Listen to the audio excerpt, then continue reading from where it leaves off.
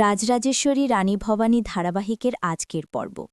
ধারাবাহিকের শুরুতেই আমরা দেখতে পাই ভবানী খুব চিন্তা করছিল দয়ারাম এখনও বাড়িতে না পৌঁছানোর জন্য। ঠিক সেই সময় সেখানে রামকান্তের ভাই চলে আসে এবং ভবানীকে সংবাদ দেয় দয়ারাম ফিরে এসেছে। তারপর সেখানে দয়ারাম চলে আসে এবং ভবানী তার কাছে আচার্য মশার খবর জানতে চায়। দয়ারামের চুপ থাকা দেখে ইন্দু বুঝে যায় খারাপ কিছু হয়েছে। তখন সে জিজ্ঞেস করে কি হয়েছে। এরপর দয়ারাম সতীদাহ প্রথার সমস্ত কাহিনী ভবানীকে বলে দেয়। পরবর্তীতে ভবানী বলে সে এই অনর্থ কিছুতেই হতে দেবে না। সে নিজে যাবে ছাতিনায় এবং এই কুমুদিনীকে বাঁচাবে সতীদাহ প্রথা থেকে। এ কথা শুনে ইন্দু বলে, এসব তুই কি বলছিস?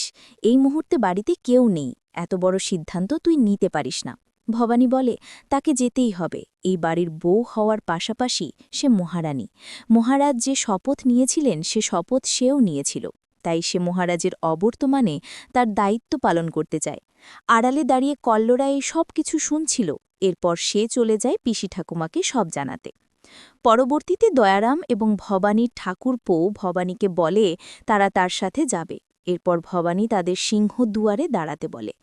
পরের সিনে ভবানী তলোয়ার হাতে নেয় ছাতিনায় যাবার জন্য।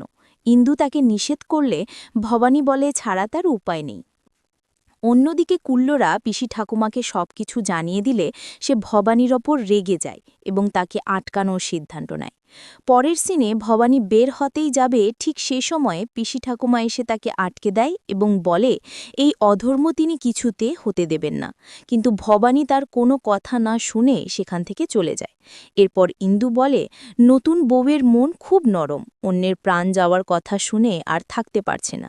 তখন পিসি ঠাকুমা বলে, তোমার প্রাণ গেলে তো ওরে ঠিক আটকানো যাবে, আগে তোমার ব্যবস্থা করি, তারপর ওকে দেখছি। তারপর পিসি ঠাকুমা ইন্দুকে ঘরে আটকে দেয় এবং ভবানীকে আটকানোর জন্য কুল্লোরাকে ছল করতে শিখিয়ে দেয়।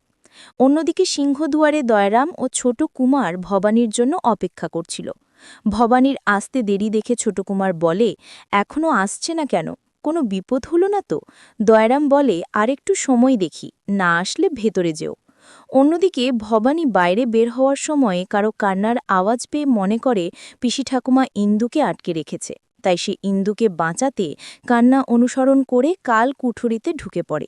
সেই সুযোগে কুল্লোরা দরজা বন্ধ করে দেয় পিসি ঠাকুমার কথা মতো। এরপর ভবানী দরজা খুলে দিতে বললে কুল্লোরা বলে, আমার হাত মচকে দেওয়ার শাস্তি দিলাম তোমায়। ভবানী বলে, এখন আমাকে যেতে দাও, ফিরে এসে যা শাস্তি দেবে আমি মাথা পেতে নেব।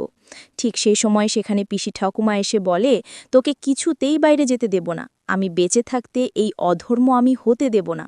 তুই আজ এখানে বন্দি থাকবি, কাল সকাল হলে তোর দরজা খুলে দেব।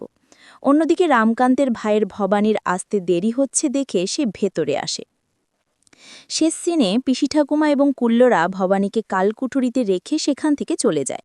ভবানী অসহায়ের মতো চিৎকার করতে থাকে দরজা খুলে দেওয়ার জন্য, কিন্তু দরজা খুলে দেয় না।